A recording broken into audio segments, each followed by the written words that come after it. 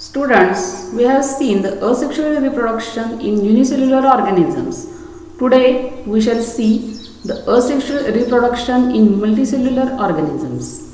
म्हणजेच काय की बहुपेशीय प्राण्यांच्या मध्ये असेक्शुअल रिप्रोडक्शन म्हणजेच अलैंगिक प्रजनन कसं घडतं, कोणकोणत्या पद्धतीने घडतं हे आज आपण पाहणार आहोत. त्यात पद्धती कोणकोणत्या आहेत? फ्रॅगमेंटेशन, रिजनरेशन, त्यानंतर budding, vegetative propagation and spore formation. अशा 5 पद्धती आहेत. त्यातल्या एक पद्धतीचा आपण विचार करूयात किंवा त्याची माहिती बघूयात. तर आता पहिली पद्धत जी आहे, first type of asexual reproduction in multicellular organisms is fragmentation. Fragmentation म्हणजेच काय? खंडीभवन. फ्रॅगमेंट ह्याचा अर्थ काय होतो? तुकडा. आणि तुकडे तुकडे होणे म्हणजेच फ्रॅगमेंटेशन. बघा या फिगरवरून आपल्या सहज लक्षात येईल. इथं स्पायरोगायराचे असे छोटे, इथं बघा हा मेन स्पायरोगायरा आहे आणि मध्ये इथे थोडंसं इथं विभाजित दिलेलं आहे, त्यांनी लाईन दिलेली आहे म्हणजे तुकडे पडलेले आहेत आणि हे तुकडे इथं आपण सेपरेट दाखवलेले आहेत. म्हणजे एका स्पायरोगायरापासून अनेक खंड तयार होतात किंवा तुकडे तयार होतात. That is called as fragmentation. So here in Spirogyra there is fragmentation method of reproduction. So here this type of asexual reproduction it occurs in multicellular organisms. In this type of reproduction the body of parent organism breaks up into many fragments and each fragment starts to live as an independent new organism. बघा म्हणजेच काय की जो काही organism असेल त्याची body ही अनेक fragments म्हणजे अनेक खंडात त्याचे विभाजन होतं. म्हणजे ते 2 दाखवले म्हणजे 2च खंड पडतील असं काही नाही. मेनी फ्रॅगमेंट्स असं म्हटलेलं आहे. आणि मग प्रत्येक फ्रॅगमेंट म्हणजे प्रत्येक तुकडा हा स्वतंत्र जीव म्हणून जगायला लागतो. So it starts, each fragment starts to live as an independent new organism. This type of reproduction occurs in algae like spirogyra and sponges like sycon. Examples आहेत ही. कुठले कुठले एक्झाम्पल्स दिले आहेत आपल्याला? तर फ्रॅगमेंटेशनचे एक्झाम्पल्स आहेत spirogyra, sycon. Whenever there is plenty of water and nutrients are available to Spirogyra, its filaments grow very fast and break up into many small fragments. म्हणजे ज्या वेळेला प्लेंटी ऑफ वॉटर आणि म्हणजे आजूबाजूला पाणी भरपूर असतं, न्यूट्रिएंट्स असतात, पोषक द्रव्य असतात, त्यावेळेला मग स्पायरोगैरा काय करतो? इथं तो स्पायरोगैराचा जो आहे फिलामेंट तो जागा आहे तो पटपट वाढतो आणि मग त्याचे फ्रॅगमेंटेशन हे व्यवस्थित घडतं किंवा बरोबर घडतं. Each fragment starts to live independently as a new spirogyra fibre. तर अशा पद्धतीचं स्पायरोगैराचं जे आहे फ्रॅगमेंटेशन ते आपण पाहिलेलं आहे. The next method or next type of reproduction is regeneration. Regeneration म्हणजे पुनर्जनन असं आपण त्याला मराठीत म्हणू शकतो. आता जे शेजारी एक्झाम्पल आहे ते आहे प्लॅनेरियाचं एक्झाम्पल. प्लॅनेरिया ते ऑर्गॅनिझम घेतलेलं आहे त्यांनी. आता पुनर्जनन म्हणजे काय की आता जर आपल्या माणसासारख्या किंवा अजून बाकीचे हत्ती, घोडे यासारख्या प्राण्यांच्या मध्ये एखादा अवयव तुटला तर तिथं पुन्हा तो अवयव येत नाही. समजा एखाद्या माणसाचा वगैरे हात तुटलेला मग तिथं तो नवीन हात आलेला आहे तिथं चुकून असं काही आपण पाहिलेलं नाही. परंतु पाल वगैरे आपण जर बघितली तर तिथं त्याचं समजा एखादा म्हणजे पालीचं शेपूट वगैरे तुटलं तर तिथं परत त्या शेपटापासून किंवा त्याला परत नवीन शेपूट येतं, त्या शेपटापासून तो नवीन प्राणी तयार होतो. म्हणजेच इथं प्लॅनेरिया ह्यासारख्या प्राण्यांमध्ये त्याच्या शरीराचे जर 2 खंड पडले तर त्या प्रत्येक खंडापासून नवीन सजीव पुन्हा निर्माण होतो. त्यालाच आपण काय म्हणतो? Regeneration. So here you may know that the wall lizard breaks up and discard some part of its tail in emergency. Discarded part is regenerated after a period. Discard म्हणजे तुटलेला किंवा झटकून टाकलेला असा जो पार्ट आहे, तुटलेला वगैरे जो पार्ट आहे, तर मग अशा पार्टपासून काय होतं? तोडून टाकलेला भाग हा पुन्हा नव्यानं पुनर्जन्मित केला जातो. आणि मग इथं काय होतं? इथं अजून प्लॅनेरियाला आपल्याला planaria breaks up its body into 2 parts. प्लॅनेरियाची बॉडी 2 विभागात विभागली गेली तर each part regenerates remaining part of the body. प्रत्येक तुकड्यापासून नवीन बॉडीची निर्मिती होत असते. Thus 2 new planaria are form. नवीन 2 प्लॅनेरिया तयार होतात आणि ह्यालाच आपण रिजनरेशन असं म्हणतो. आता फिगर ही अजून दुसऱ्या तुमच्या पुस्तकात इथं थोडीशी वेगळी दिलेली आहे, परंतु तरीसुद्धा वेगळे टेक्स्टबुक आहेत त्यात अजून फिगर क्लिअर दिलेली आहे तर ती सुद्धा तुम्ही पहा. आता बडी बडिंग म्हणजे काय तर मुकुलायन असं आपण त्याला म्हणू शकतो. First here see the figure. The example of budding is hydra. Hydra हे एक्झाम्पल आहे बडिंगचं. आता हा ओरिजिनल हायड्रा आहे.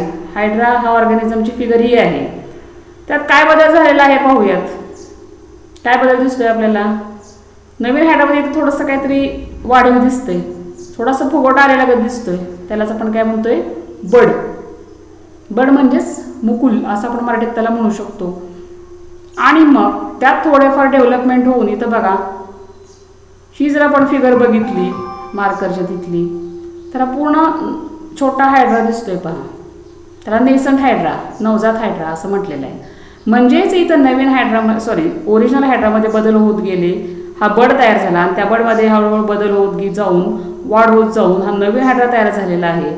आणि मग त्याची वाढ पूर्ण झाल्यानंतर हा हायड्रा ह्या जनक हायड्रापासून सेपरेट होतो. असं ही बडिंगची पद्धत आहे. So what is the description here. In case of hydra, under favorable conditions at specific part of its body, an outgrowth is formed by repeated divisions of regenerative cells of body wall. काय होतं की favourable condition म्हणजे ज्या वेळेला आजूबाजूची परिस्थिती ही favourable असते म्हणजेच पोषक असते तर त्यावेळेला शरीरभित्तिकेवर काय होतं काही आउटग्रोथ म्हणजे फुगवटा तयार होतो पेशींच्या विभाजनानं.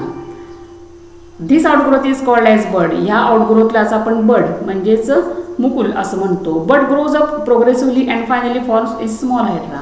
म्हणजे इथं फिगरमध्ये दिसल्याप्रमाणे की ह्या बडची वाढ होत जाते आणि त्याचा नवीन हायड्रा तयार होतो.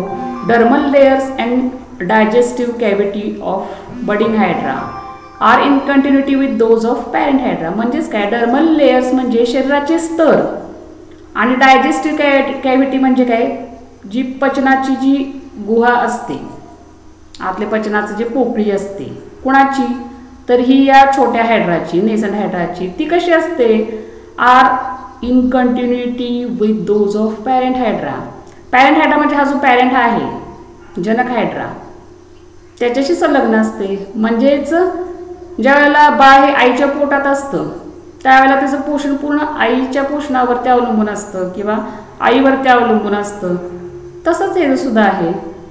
आणि मग parent hydra supplies nutrition to the budding hydra. हा पॅरेंट आहे त्या बडिंग हायड्राला सगळं पोषक द्रव्य देत असतो. Budding hydra separates from parent hydra and starts to lead an independent life when it grows up and becomes able to lead an independent life. मग ह्या हायड्राची वाढ पूर्ण झाल्यानंतर आणि तो स्वतः म्हणजे स्वतः जीवन जगायला उपयुक्त झाल्यानंतर तो इंडिपेंडंट झाल्यानंतर काय होतं की जनक हायड्रापासून तो वेगळा होतो आणि त्याचं तो आयुष्य जगायला लागतो.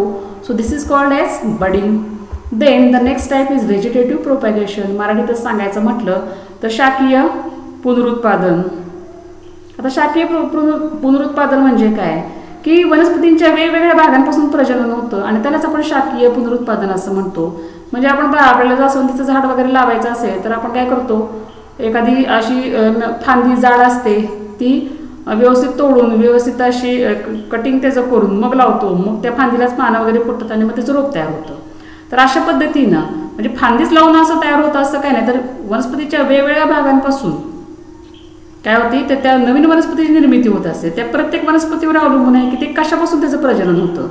म्हणजे आता जास्वंदीचं ते आपण कांडं लावले किंवा फांदी लावली तर त्याचं फांदीपासून प्रजनन होतं परंतु सगळ्यांचंच काही फांदीपासून होत नाही. काहींचं मुळांपासून काहींचं म्हणजे फुलांपासून वगैरे असं काय पानांपासून अशा पद्धतीने प्रजनन होत असतं. म्हणजेच काय तर reproduction in plants with the help of vegetative parts like root stem leaf and bud is called as vegetative reproduction. Definition आहे पहा काय की वनस्पतींच्या मध्ये जे म्हणजे पुनर्जनन आहे किंवा प्रजनन आहे ते रूट स्टेम लीफ अँड बड म्हणजे मूळ खोड पान आणि बड म्हणजे कळी तर ह्या पद्धतीनं किंवा फुल आपण म्हणूयात यासारख्या भागातून घडत जाते. आणि मग त्यालाच आपण काय म्हणतो तर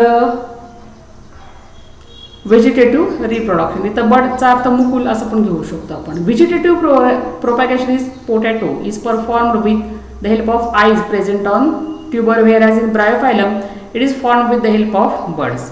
म्हणजे आता याचे एक्झाम्पल्स बघायचे म्हटले तर पोटॅटोज म्हणजे बटाट्यांमध्ये त्याच्यावरती डोळे आलेले असतात, त्यालाच आपण आईज म्हणतो, त्यावरून त्याचं पुनरुत्पादन घडतं. किंवा इथं ब्रायोफायलम म्हणजे पानफुटीसारख्या वनस्पतीमध्ये काय होतं, तर पानांच्या काळांवर असलेल्या मुकुलांच्या साह्यानं त्याचं पुनर्जनन किंवा पुनर्निर्मिती होत असते. In case of plants like sugar cane and grasses म्हणजे गवत, मोठे गवत किंवा शुगर केन, ऊस यांसारख्यांमध्ये vegetative propagation occurs with the help of birds present on nodes म्हणजे पेरांवरती असलेले जे मुकुल असतात तर त्यांच्या साह्यानं शुगर केन म्हणजे ऊसांमध्ये वगैरे काय होत असतं, प्रजनन होत असतं. So that is all about vegetative propagation म्हणजे साखीय प्रजननाबद्दलची माहिती आपण बघितली. त्याची एक्झाम्पल सुद्धा बघितली की कशाचं प्रजनन कशाच्या साह्यानं होतं. आता spore formation, the last method is spore formation. Spore formation म्हणजे काय, तर इथं आपण त्याला म्हणू शकतो बीजाणू निर्मिती. पहा, तर शिळ्या भाकरीचा किंवा चपातीचा तुकडा असा दमट जागी ठेवला गेला, एखादा पावाचा तुकडा वगैरे, आणि 1-2 दिवसांनी आपण बघितलं तर त्याला असं वर पांढरट काळपट अशी थर जमा झालेला दिसतो, त्यालाच आपण बुरशी असं म्हणतो. मग ही बुरशी म्हणजे, आणि बुरशी जर आपण मायक्रोस्कोप खाली बघितली तर त्याची रचना ही अशी दिसते, तर दिलेली आहे पहा हे. तर आता जी जर आपण ही रचना बघितली तर इथं बघा हे तंतू दिसत आहेत आणि इथं वरती असे गोल दिसत आहेत, त्याला स्पोरॅन्जियम म्हटलेलं आहे. या स्पोरॅन्जियममध्ये बारीक बारीक कण असतात, त्याला स्पोर्स आहे म्हटलेलं. आणि हे सगळ्या तंतूंचं जाळं असतं त्याला हायफी, आणि मग खाली तंतू असतात त्याला राहिजळ. पहिल्यांदा आकृती समजून घेऊयात आणि मग आपण डिस्क्रिप्शनकडे जाऊयात. तर बघा, हे झाली स्पोर फॉर्मेशन कसं असतं किंवा त्या स्पोरची रचना. मग इथं काय होतं, तर इथं ही बीजाणूधानी आपण म्हणूयात. बीजाणूधानीमध्ये बीजाणू असतात, हे बीजाणू योग्य वेळ आल्यानंतर फुटतात आणि हे बीजाणू खाली पडतात, परत ते इथं रुजतात आणि पुन्हा नवीन तंतू निर्माण होतात. अशा पद्धतीनं हे नवीन निर्मिती इथं होत असते किंवा पुनर्निर्मिती.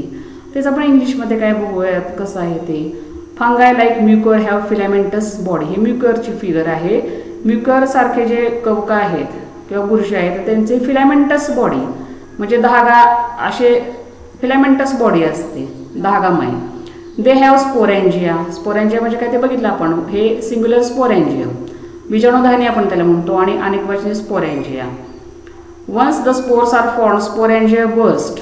हे स्पोर्स त्यात बीजाणूंची निर्मिती या स्पोर्सची निर्मिती स्पोरॅन्जियामध्ये होत असते आणि मग ते स्पोर्स तयार झाले की स्पोरॅन्जिया बर्स्ट. ते मॅच्युअर झाल्यानंतर किंवा स्पोर्स हे तयार झाल्यानंतर स्पोरॅन्जिया म्हणजे जे बीजाणूधान्या फुटतात and spores are release. Spores बाहेर पडतात. Spores germinate in moist and warm place. ते ओलसर दमट जागी असे रुजतात and new fungal colonies form आणि नवीन परत बुरशी निर्माण होते. तर अशा पद्धतीनं हे जे प्रकार 5 आहेत की फ्रॅगमेंटेशन, त्याच्यानंतर रिजनरेशन, बडिंग, व्हेजिटेटिव्ह प्रोपॅगेशन आणि स्पोर फॉर्मेशन असे असेक्शुअल रिप्रोडक्शनचे जे मल्टीसेल्युलर ऑर्गॅनिझममध्ये प्रकार आहेत ते आपण आज पाहिलेले आहेत. यापुढील भाग आपण नंतर बघू.